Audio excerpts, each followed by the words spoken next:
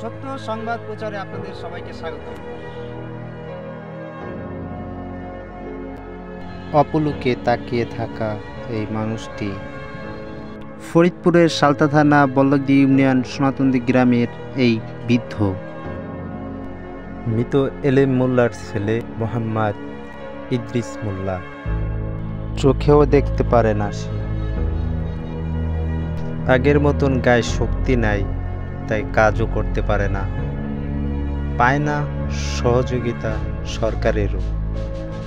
কেউ খাবার দেয় না, খাবার ব্যবস্থা সরকারে আমার কিছু দেয় না, মেম্বার চেয়ারম্যান কেউই কিছু দেয় না।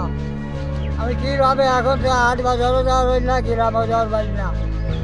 আমি তো এখন অসাল, আমি কীভাবে বাঁচবো? আমার ভিটে কাটা নাই, কিছু নাই, কী খাই আমি বাঁচবো?